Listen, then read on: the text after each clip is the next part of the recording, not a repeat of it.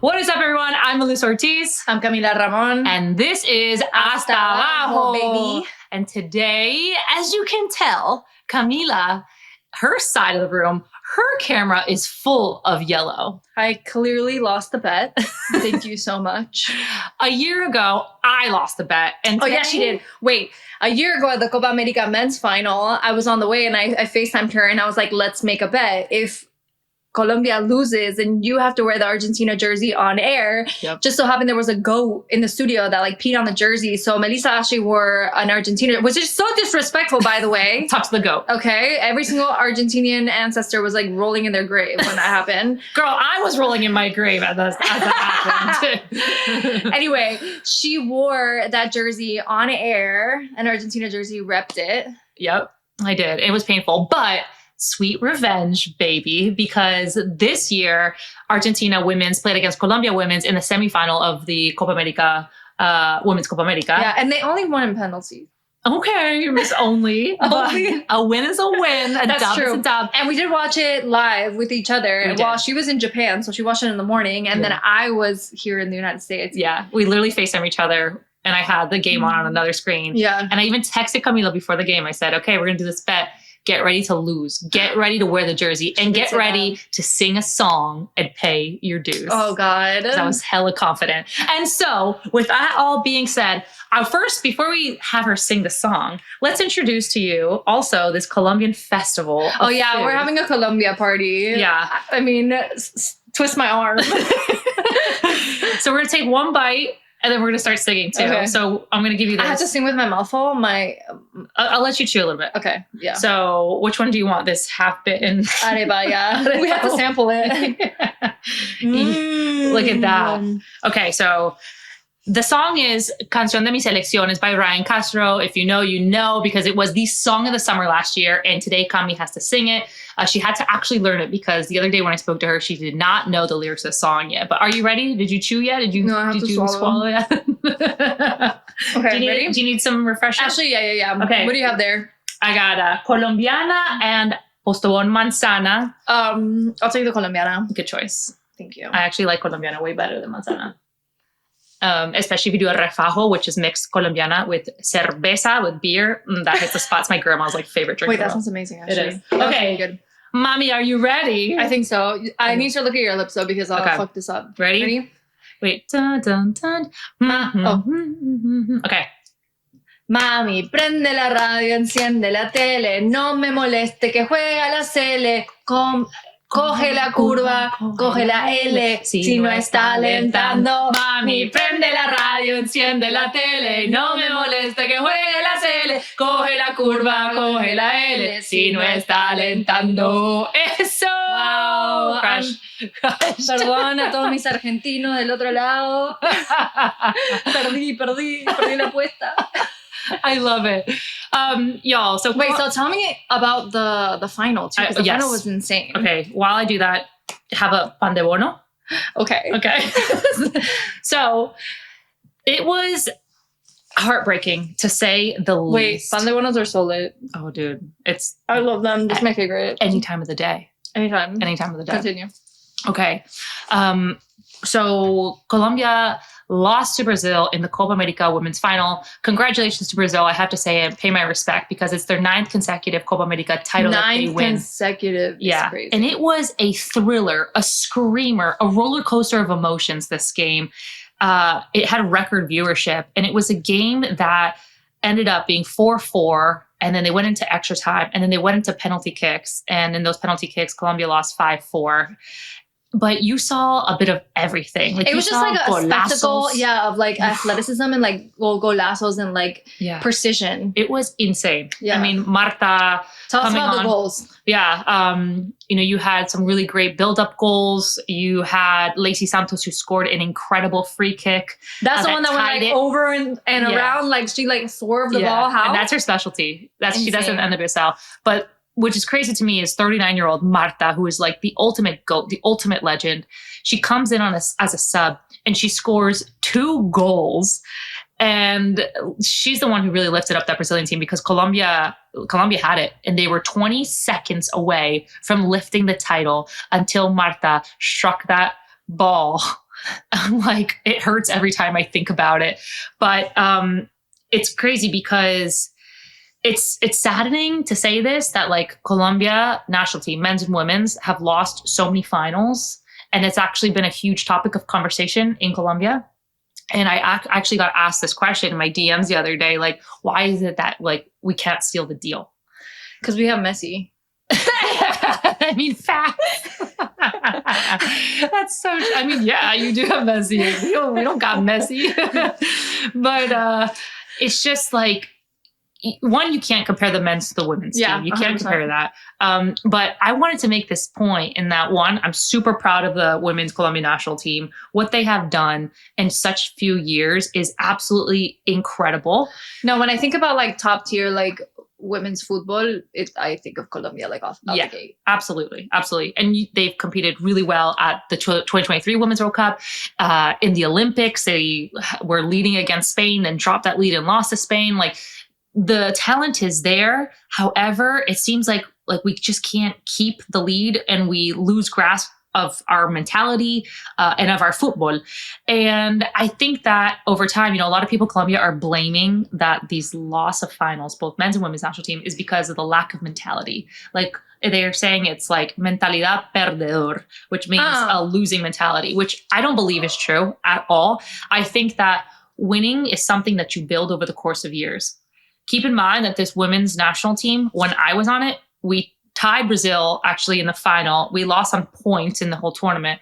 But why I'm saying this is because you build DNA over the course of time. The U.S. women's national team is where they are today is because they've built over the course of 30, 40 years of where they are now. And they've always had that DNA and that mentality of winning. Yeah. And I think that Colombia has a talent and will continue to build and continue to you learn from your mistakes, you learn from your losses. And I think this one, as a new generation of players continues to grow, to perform, to compete in these top class tournaments and top class leagues, Colombia will lift a title. And I have one former teammate, her name is Carolina Pineda, and she has an academy in Cali, Colombia.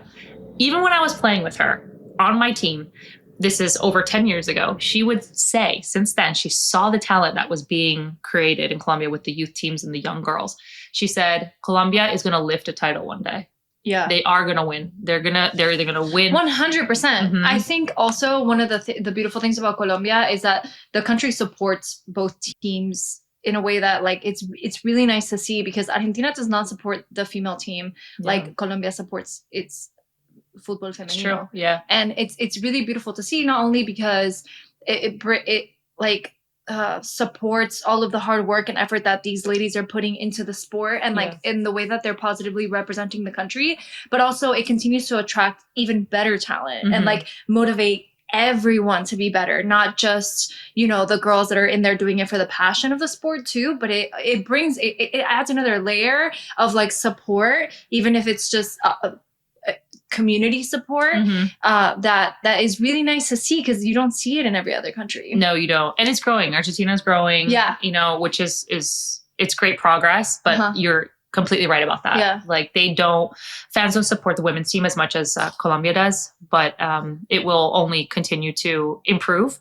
I think it's just a matter of time. It's a matter of time. Unless you're playing on the final against Argentina, in which case we're going to win. That ain't happening. And congratulations, because Kate Tapia, who's the goalkeeper of Colombia, won the award of goalkeeper of the tournament.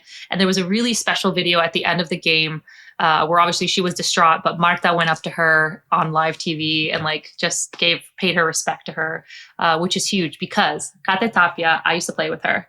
At the time, she never had made it to our full national team.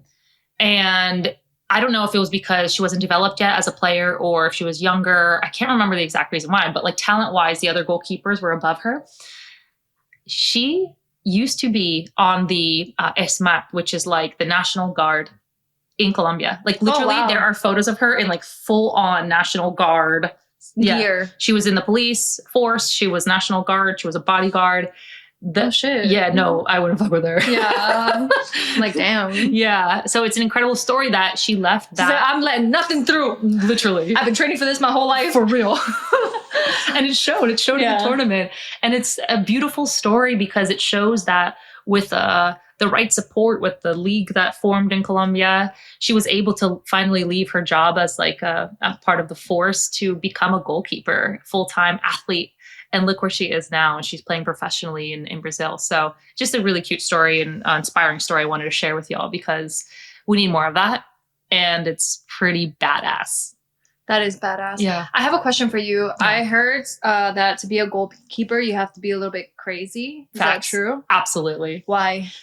Oh, because like you are part of a team, but at the same time, it's almost like you're sometimes on your own and you have to deal with a lot of pressure. So much pressure. Yeah. And I'm not going to lie, majority of the goalkeepers that I've had as teammates are a little weird in a good way, but weird. Yeah. Whether it's like they're like goofy or whether they're like awkward or whether they're like, I don't know, just different than the other 10 players on the field or on the roster. They just are different, but in like the most fun, cool way, respectful way possible. Great. But it's true. And players will say it like, you got to be a little bit crazy to be a goalkeeper. Yeah. Well, there you go. Yeah. Well, Meli and I'm so happy that you're back. Thanks, dude. Because she went to Japan. I did.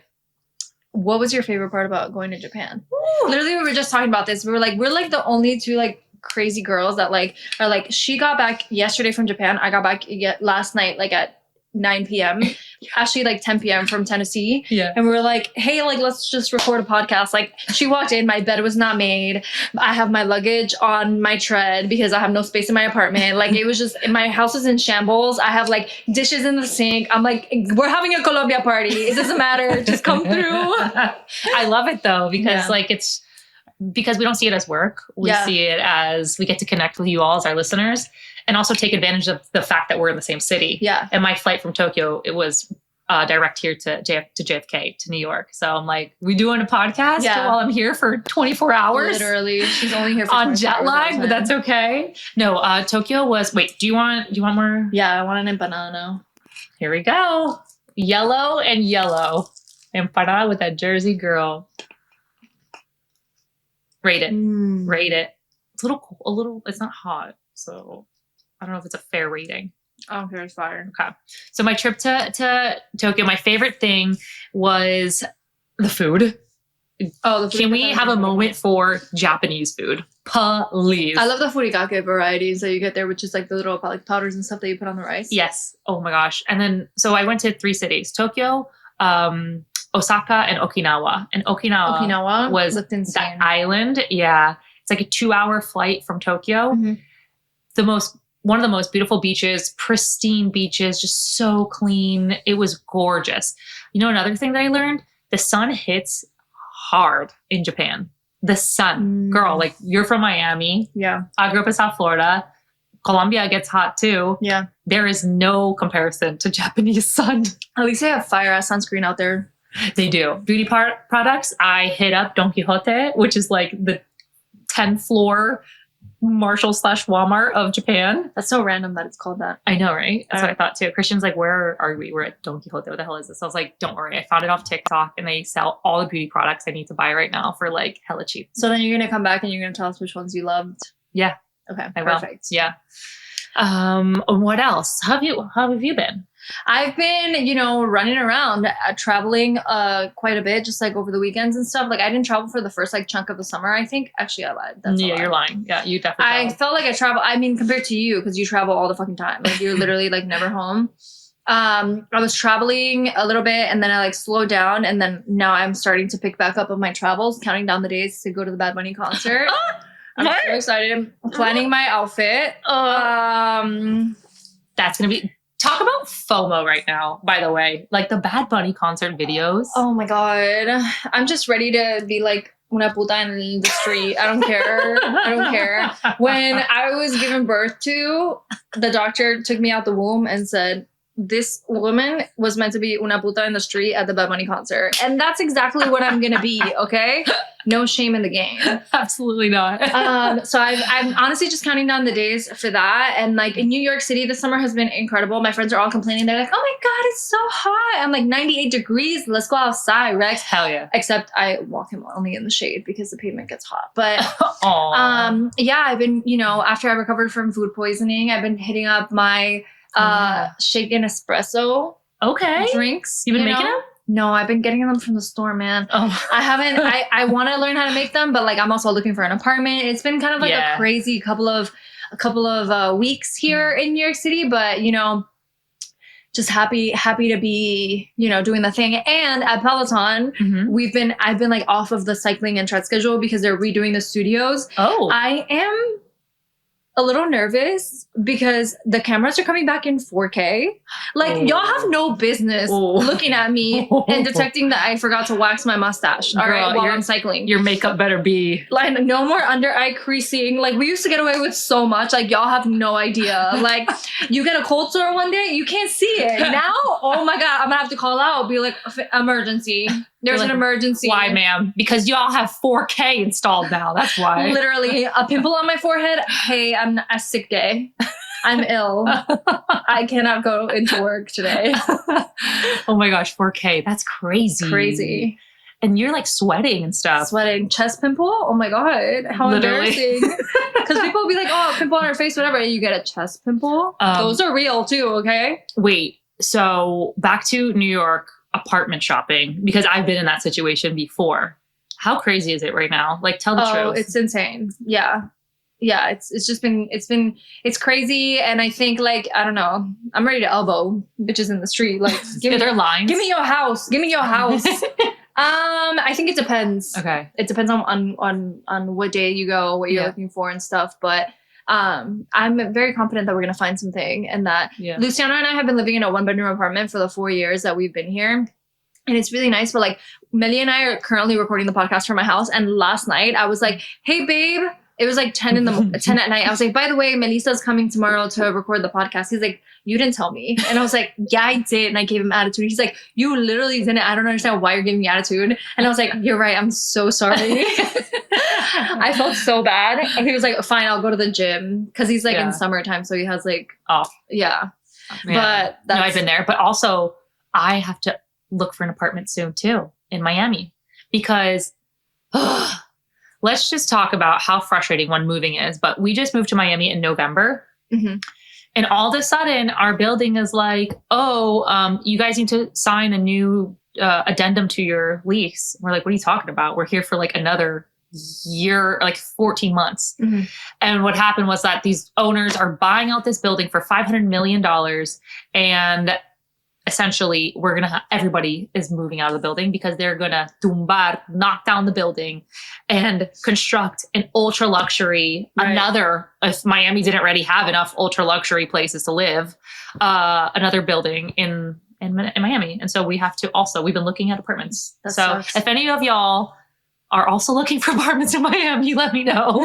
Or New York for Cami. Yeah, facts. Oh God. Well, Melissa and I are always booked and busy. And I think one of the things that we wanted to talk about was like preventing burnout. So we're going to come back after the break and talk all about how to rest and recharge. Okay. So that you can put in that work and achieve everything that you want to achieve. And be right back. During this break, Cami's going to eat another bite of pan de bono. Bye. No.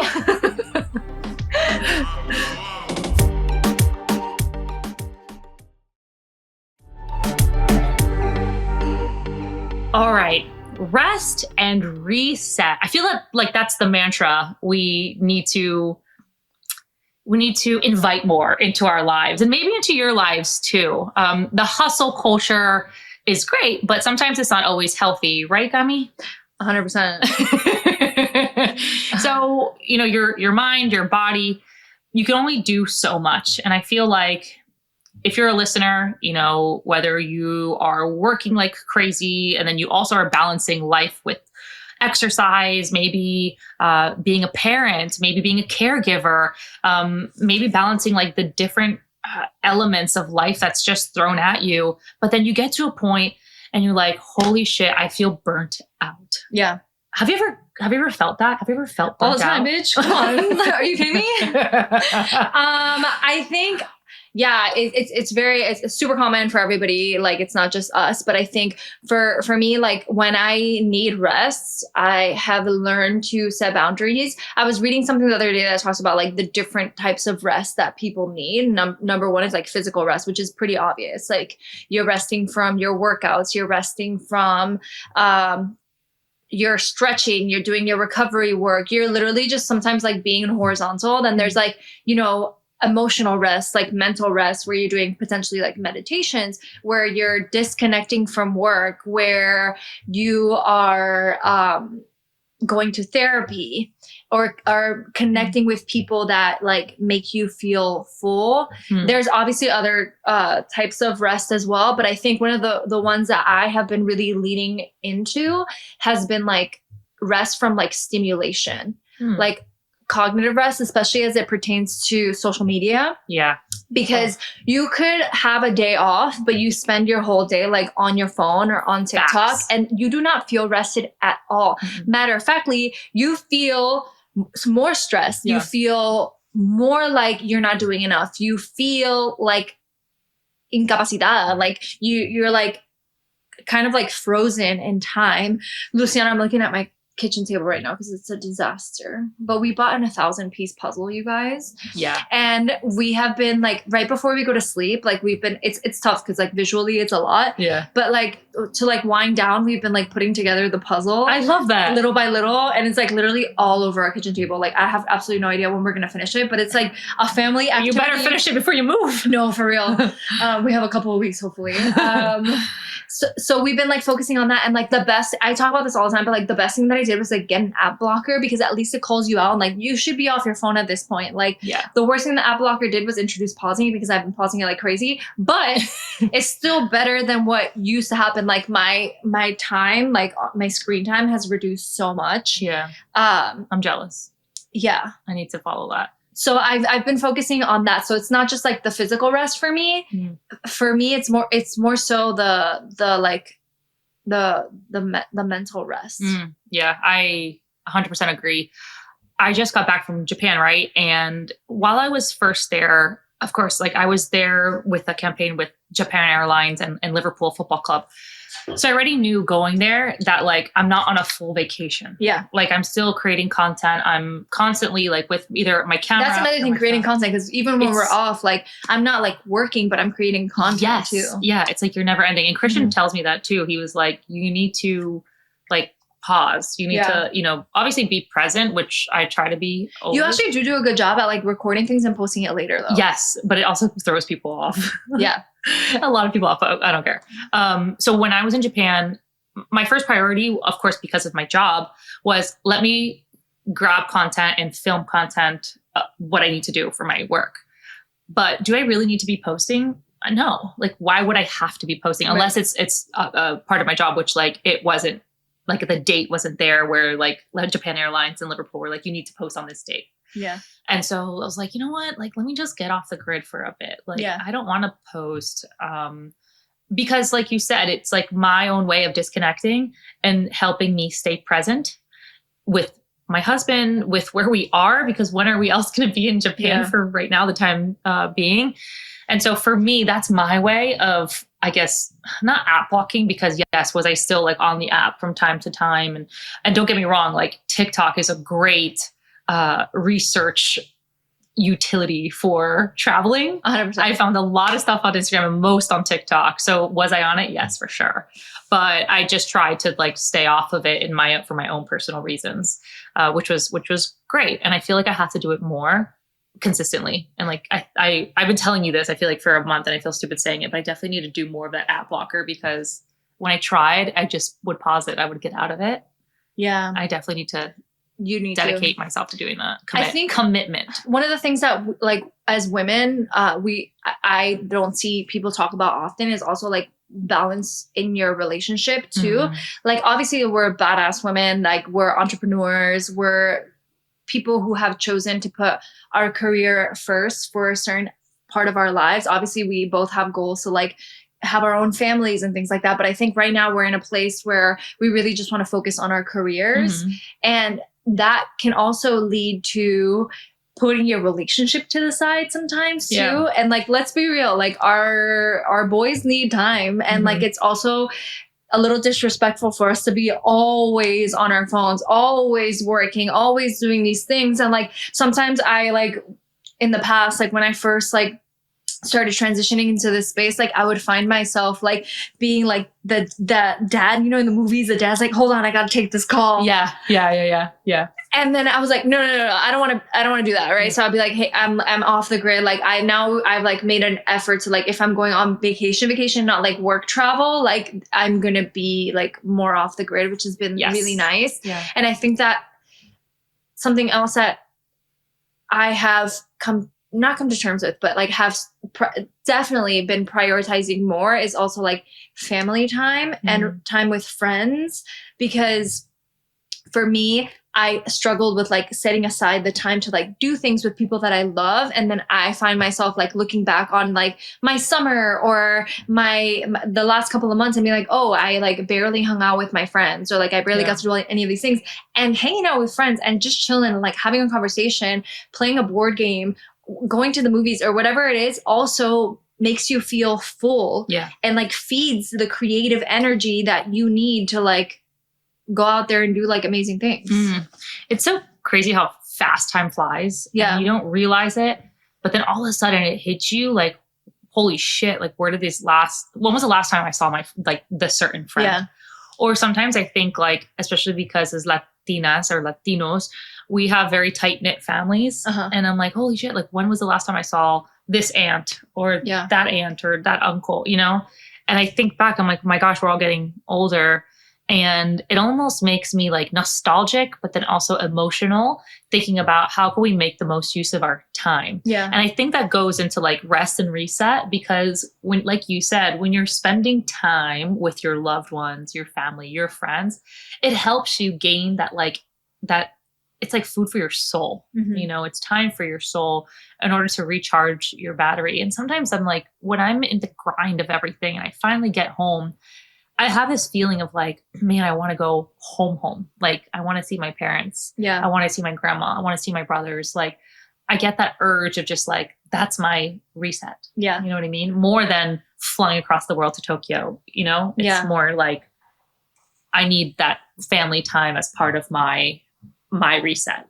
I think too, as there's a balance too, because as Latinos, there's like the hustle culture, especially as immigrant families in the United States too. So it's not just like, oh, like I reset with my family. A lot of Latino families in the United States have like smaller families, right? So maybe if I were to live in Argentina, I would have more family events to attend. True. That would make me feel a little bit more like connected. But because sometimes I'm far away, then I'm like, oh, well, okay, like I can just like work, or I can just pick up this gig or this activation or this opportunity. Like I could travel every weekend in August or whatever. But like if I had my family nearby, you know, like Monday night, I would probably go visit my abuela. Yeah. I would probably like go see my tia or like help them out with something. And I think as like hustle culture in like Latino communities in the United States, especially, like it's very easy for us to put our health to the side, like not go to our doctor's appointments, go to urgent care visits only instead of primary care physicians. So true. You know, like stop taking care of yourself, like exercise less even to like not work out, not take care of our bodies, put everybody else first and not like take care of like the things that we need, even as it pertains to like food and stuff, like culturally too, like what you consume also determines like how you rest, right? So like, let's say you're like drinking more alcohol before you go to sleep, you're not going to have a good night's sleep, or you're like consuming a lot of sugar right before bed, or like you're not paying attention to the things that you need to recover. I think too, one last thing that I want to say about like rest and recovery, like can you talk a little bit about like overuse injuries, or like a time that you like physically, like as an athlete, like oh yeah, pushed yourself? The amount of injuries that I've had, that I overexerted my body in every way, single form. It was because of that. I guess if you were to compare it to this day and age, like that hustle mentality, but also when you're an athlete and you're competing for a spot, you don't want to stop. You don't want to rest, even though your body's sometimes telling you to. And I paid the consequences of that definitely with pulled muscles, with the knee injury, even with the Achilles tear. And it can't compare because I was also fighting for a starting spot and also training for a World Cup. But I do want to say is like, you do have to listen to your body. And one of my biggest regrets looking back then when I was, a competing athlete was not always, one, listening to my body, two, advocating and fighting for myself to get the right type of care, doctor's visits. And three, just like making sure that with those doctor's visits, I would be doing stuff to help those or prevent those injuries. It's like the preventative work, Yeah. And about like rest and reset, why this makes so much sense. Because when I look back when my injuries happened, I feel like not only was it because of, the overuse, but it was also because of mentally where I was. Mm-hmm. And it was very stressed, very mentally stressed. And stress can be very taxing on, your emotions, but also your body. And you don't realize it, that sometimes, say you do get injured, you're like, holy crap, I thought I felt like, okay, my body felt okay, but your mind wasn't. And I learned that eventually, that if your mind isn't okay, like in sync with your body, it could throw a lot off balance. And that's essentially, in my opinion, some of the reason why I kept on getting injured a lot, like muscle pulls and then obviously my Achilles tear. But what about you, like with overuse and having to put a pause? Yeah, I think my overuse injuries primarily came from running when I was training for like a marathon or something like that. Mm-hmm. And like also like I used to cycle a lot. Like I've always taught cycling for pretty much my entire like stint in fitness. Is stint like a short term or a long term? Stint is short. Okay, my long journey in fitness. LOL. Stintazo. I'm like, estintazo. Estintazo. Anyway, that's my limbo. So I was always moving like frontal plane, cycling and running, cycling and running, cycling and running. Wasn't prioritizing strength training. So that's what led to overuse injuries. And then I learned to like, navigate around that as I started going to PT and things like that. But I think primarily for me, like one of the things that affected my training the most was my mentality. Like I'm very open about the issues that I've had with my body and the way that I used to train and the things that, I went through. There's a whole episode on my body image journey and like body positivity as well. If you guys haven't listened to it, make sure and that you go listen to it because I open up a lot about these things. But for me, I was very like cardio forward. Like I just wanted to be flaca. Like, yes, I lifted weights. Yes, I went to the gym, but at the same time, I was doing so much cardio. I was not resting. I was like, sometimes I would do like 2 hours of cardio a day. Oh my God. When I was hanging out with my friends that were doing bodybuilding, because that's what they were doing to like shred before a competition. And I was like, fuck it. I'm not going to compete, but I'll just do 2 hours of cardio. Yeah. So I was like, I would go to dance practice, then I would go run 4 miles, and then I would go to the gym afterwards. And that was like every day. I was so miserable. My energy was drained. My hormones were fucked up. I stopped getting my period. Like there were so many different things that were happening to me. Today, I'm doing so much less, and the results that I'm seeing in my body, like I feel so much stronger, so much better. Like my body composition is something that I'm very proud of. That makes me like look in the mirror and be like, hey, like, bitch, you look good. Like I love who you are. Yeah. And that's not to say that I like way less than I did then. It's just a couple of things happened. Number one, I changed, obviously healed my relationship with myself, which is extremely important. But also I prioritize the things that I know matter, and in a way that was going to lead me to, have the best results. And when I was doing all these things and like training so much on like under eating, that's also when I was like binge eating. Like I would come home, of course, bitch, you're so fucking hungry. You did like 5 hours of fucking cardio. So you're saying you don't want more arepa? I don't want more arepa. The next one is the cambray thing that has guava in it. I just fed her. How is it? I have to chew now. It's delicious. Okay. Sorry to interrupt you. You were on a rant and I loved it. Continue. Can you continue? All that to say is that now I have a really great balance. Like I run, I lift, and then I go to work and I do the things that I need to do at work.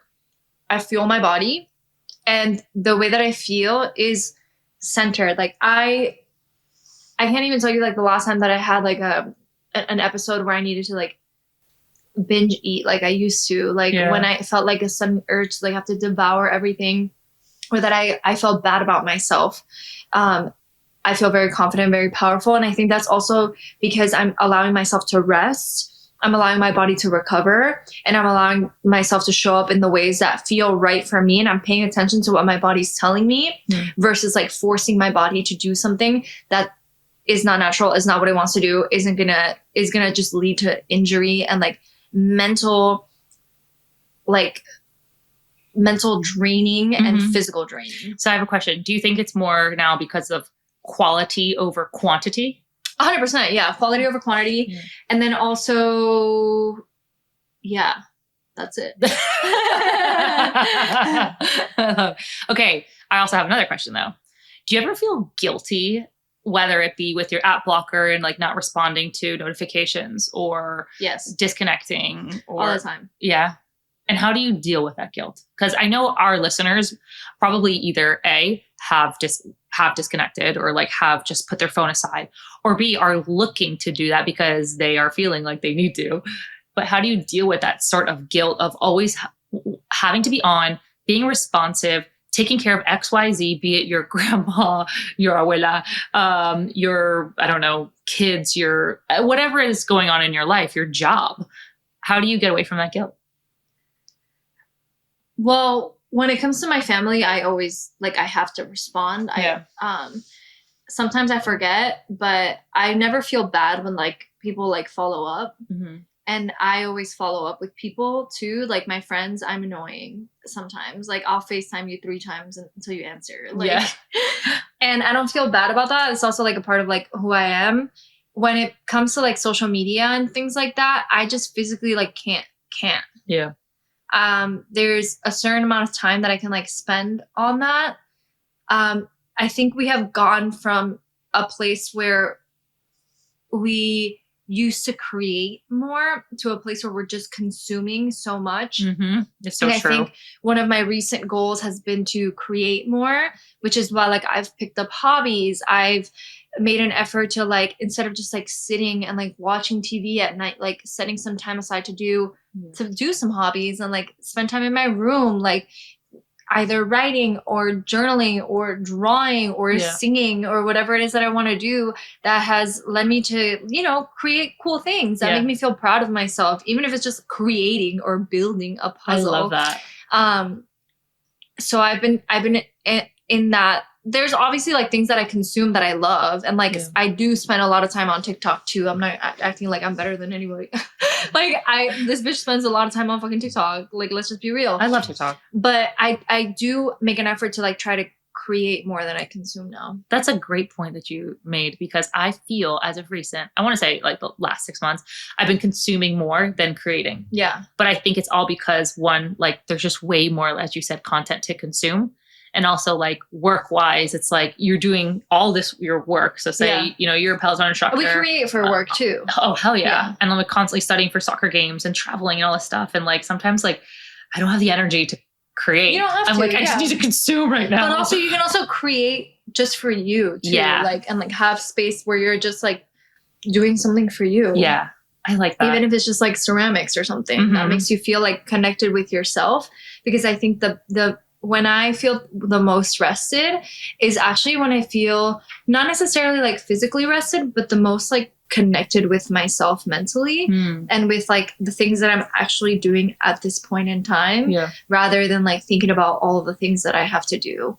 And I think too, like when it comes to like connecting with people on social media, it's just extremely hard to keep up with like messages and stuff. I try to respond as much as possible. Yeah. But it's just one of those things that if it's like mentally not good for me to be on social media all the time. Yeah. Just like, you know, for you guys listening, like, you know, that's just not healthy. Like for our attention spans, for all these different things, it's better for us to get inspired in some ways and then just go out there and like create things for our communities, for ourselves, for our families, or create space for people to like have fun. I don't know. And that's with our personal for sure. But if you do want to hit us hit us up in our DMs on Hasta Abajo podcast. Yeah. We do have a wonderful human being named Aleja, and she's been helping us with creating content for our account, and also super responsive on our DMs because we love to hear your questions and comments and feedback, which we've been getting a lot of great ones. Yes. And we did a whole segment on our Q&A segment, which we'll do more of. And I think that's also a really healthy way for us to respond to questions and things like that. That is very, very like filling for everyone's cup because we're like, everyone's connected. Yeah. In that way. For sure.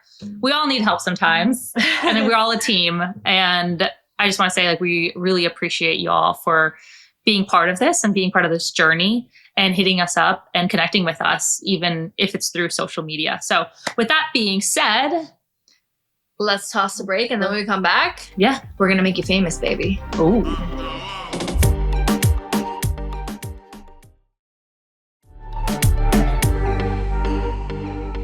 Welcome back. We are here at our Hágame Famosa segment.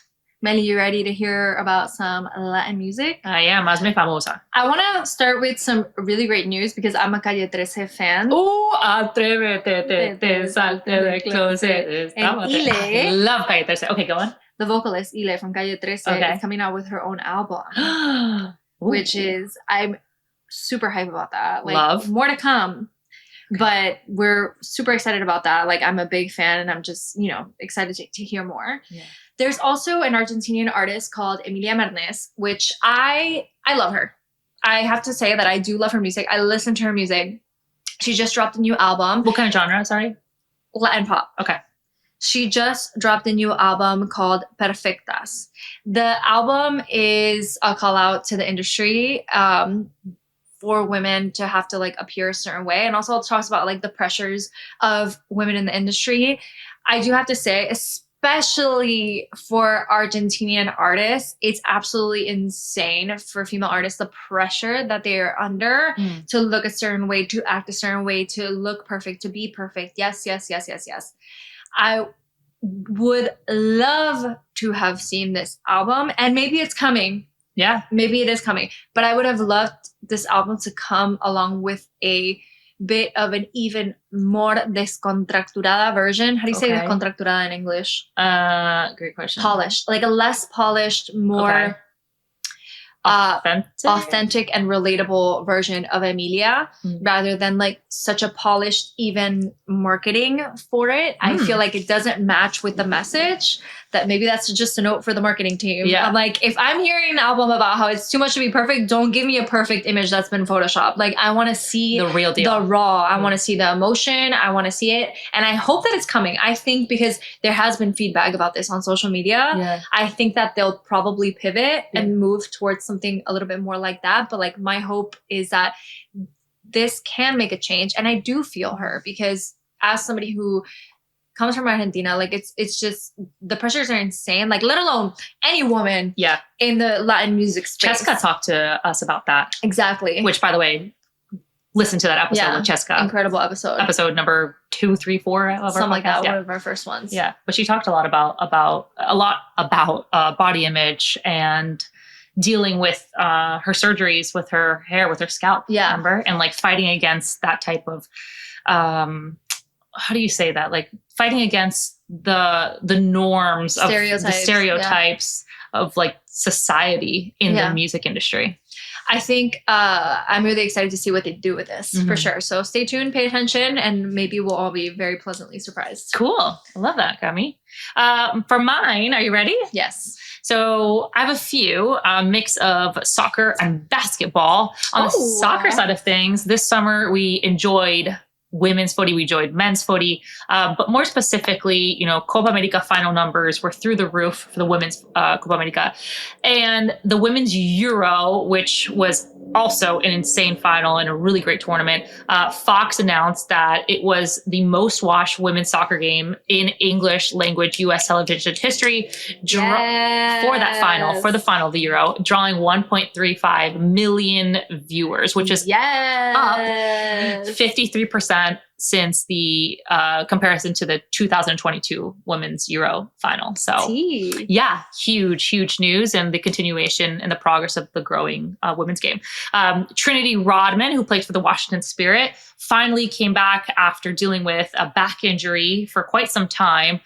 She's been in and out, but she's been out for months from the Washington Spirit. She came back over the weekend. She scored in her game back and she cried.